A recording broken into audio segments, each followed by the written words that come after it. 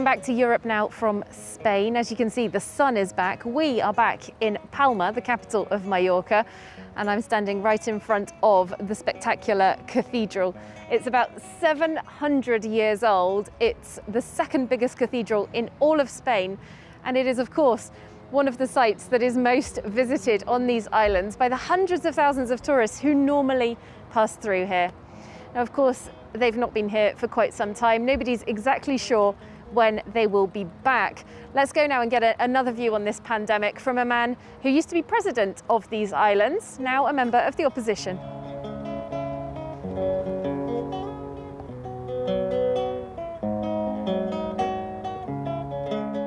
Hello, my name is José Ramón Bauzá. I'm member of the European Parliament for Renew Europe and Ciudadanos. I am the former president of these lovely islands that are the Balearic one, Mallorca, Menorca, Ibiza and Formentera.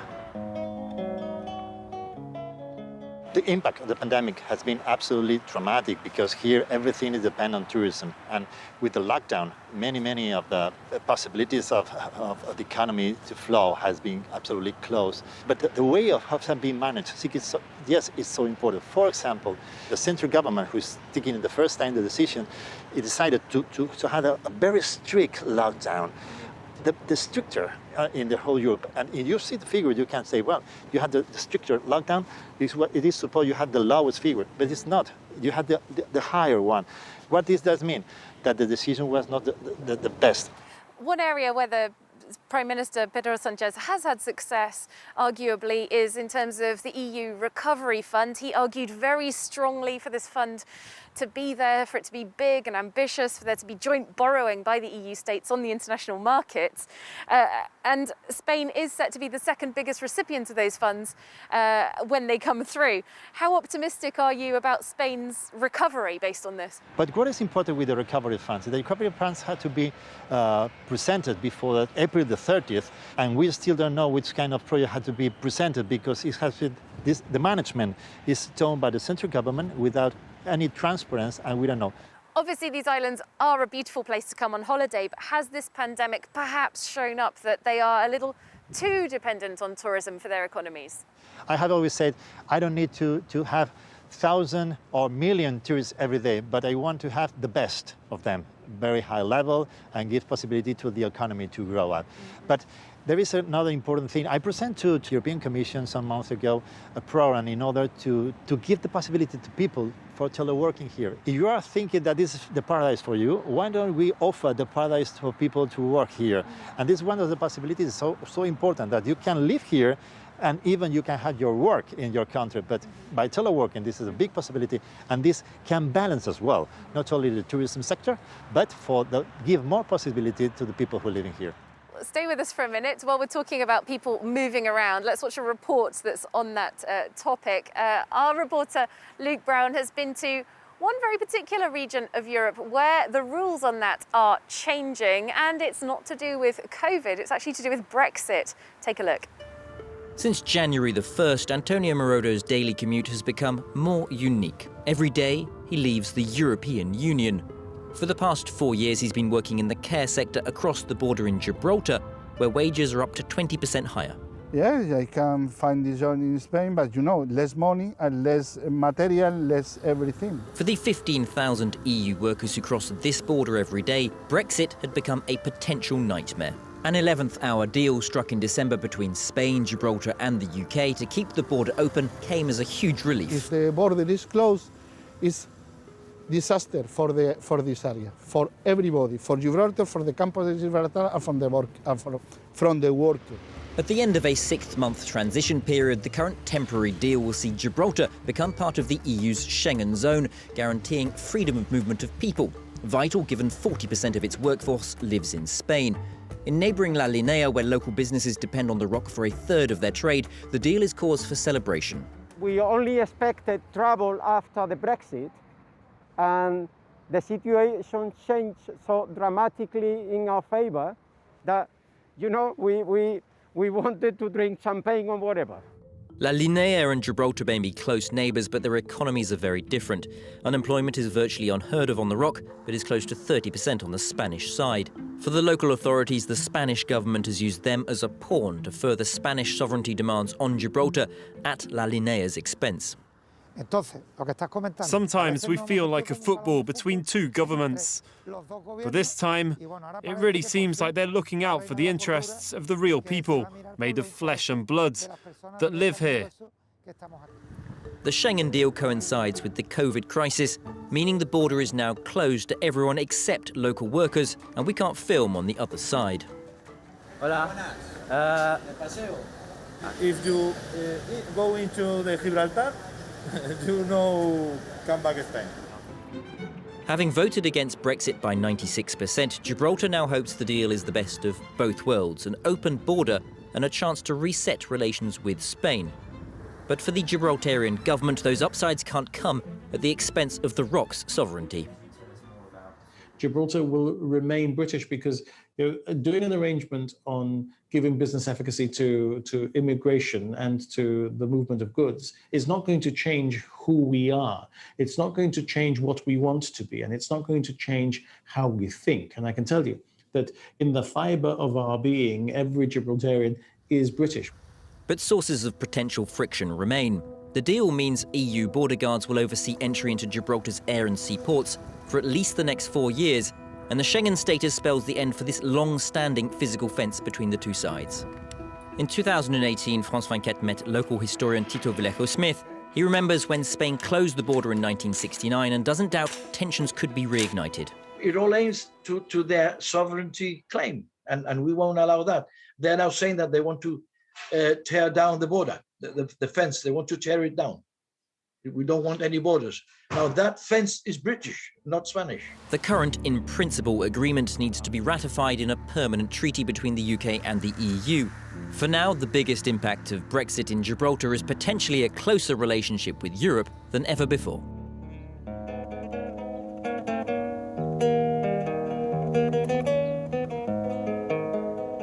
José Ramón Bauza, just picking up on that theme about Gibraltar joining the Schengen area in that deal that was struck at the end of 2020.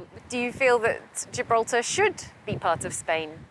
Well, we always will fight for that, because 300 years ago it's supposed to happen with the Sinai Treaty. But I think we had to do the things very well done. And first of all, we have to think in people for both territories, because we are now giving the first steps, and we are constructing a new deal and working for that. And who knows in the future? But as a Spanish, I have to say that Gibraltar is always Spanish for us. Now, just on a topic that's been out of the news headlines somewhat recently, but is still massive here in the Mediterranean, irregular migration into the EU. There is a new EU policy that's meant to be coming into force. Do you feel that it will be effective? What is happening in Spain is that the national and the regional government, they don't take seriously this situation, and the mafias have taken advantage in that. We have to be responsible, because if you don't realize that Spain is the door, the main door from people from the south or from Africa in this case, we won't do a good job together. And this is so important, so that some member states think about that. José Ramón Bauza Diaz, thank you so much for your time.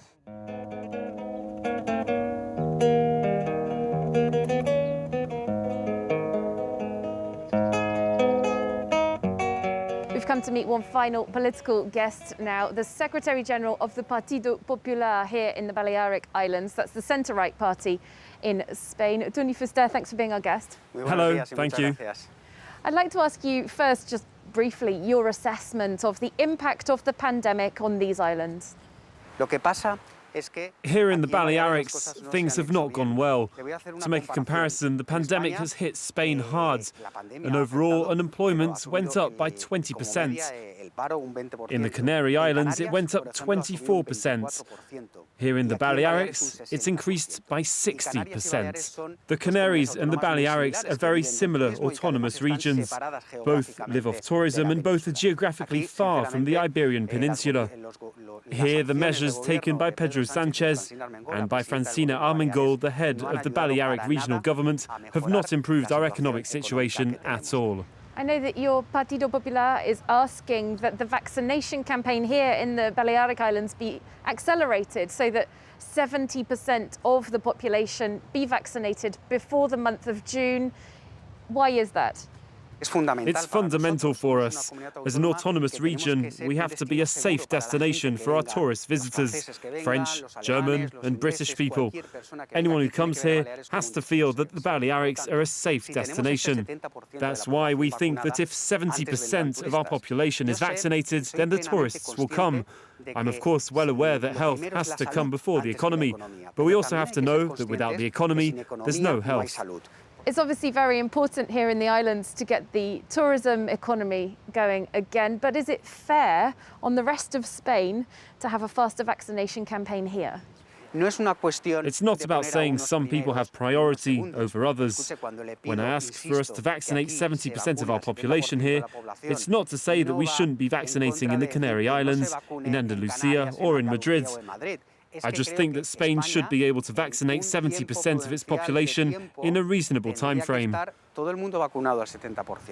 Stay with us. I just want to watch a quick report together about another topic that's been very important for Spain for many, many years. We're talking about irregular migration on another set of tourist islands, many kilometres from here, the Canaries. Undocumented migrants have continued to arrive in their thousands throughout 2020. Anaïs Guerra reports. Gran Canaria, hotels stretching as far as the eye can see, but only 10% of the island's 145,000 beds are occupied. This is usually high season. When I see how empty everything is, I feel like crying. Covid has created an unprecedented economic crisis. That crisis coincides with another, a huge influx of immigrants, 17,000 in total last year. The Canary Islands government asking the tourist sector to help, and the Red Cross has set up emergency centres to house 7,000 new arrivals. When you get into the boat, you have one foot in the world of the living and one with the dead. We do it because of poverty. We found the Red Cross here. They understand our plight. And there's no racism. People don't perceive us badly. The local authority is paying €45 a night per person. It helps about a dozen hotel owners pay their bills while throwing a lifeline to needy immigrants. Like the Red Cross, they aren't authorised to speak to us, so we have to film discreetly. 90% of the south of the island, the hotels are closed. There's thousands of people sleeping on a concrete floor. And as a hotelier, I'm able to get people back to work. So it's a win-win system, not as far as the Las Palmas Hotel Federation is concerned. We think this is going to put a lot of tourists off coming back. Today, people have to choose between opening for migrants or for tourists. And we don't think we should forget that our job is to welcome tourists. Tom takes us to one of the few hotels that still has holidaymakers. If I'd been asked back in September if I could offer short-term humanitarian aid, I'd have done it. But now that the months are going by and I see that far from solving the problem nationally, we're being left to cope alone as businesses, I would say a big no. The military has set up temporary camps to help, but only 2 out of the planned 8 centres have opened, raising concerns there's no long-term plan for the tourist sector or the migrant crisis. That report from our Spain correspondent. Tony Fuster, thanks for staying with us. I want to ask you, is this a good solution to use hotels temporarily to house these undocumented migrants? It's not a real solution. It's just a sticking plaster, because it can work for a limited time, but it can't be a definitive solution. There are other solutions, like we in the Partido Popular put forward, both here in the islands and at a national level. We need to have a real immigration policy for our country. And I think that our country and our Prime Minister, Pedro Sánchez, should push for an overarching immigration policy within the European Union. Because immigration has a significant impact in Spain, and because we're on the outer border, we're the entry door for Africa into Europe. How do you differentiate the Partido Popular policies from those of the more far-right party, Vox, very anti-migration and has been gaining in support? I think we should tackle the topic of immigration without turning to populism, neither left-wing populism nor far-right populism. Our proposition says immigration, yes, but done in an orderly way and according to labour market prospects. We can't just tell everyone to come here. We can't take everyone in. But we can't shut Spain's borders either, not while we live in this world and in this period in time. Looking to the future, there's no guarantee that tourism is going to come back to the levels it was at before the pandemic. With that in mind, what should Mallorca and the Balearics be doing? In Mallorca, in the Balearic Islands, we've been talking about diversifying our economy for some time, to make it not totally dependent on tourism. But we have to be clear on one point. Tourism is our strength, our comparative advantage, if we're talking in economic terms. But we shouldn't be naive either. It won't happen in 1 year, or 2, or 3. It'll take decades. Tony Fuster, thank you for your time. Thank you very much.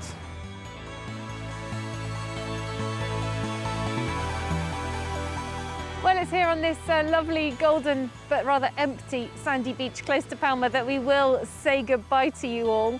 The locals here enjoying a bit of peace, tranquility and space for now, but very much hoping that the tourists will be coming back before too long.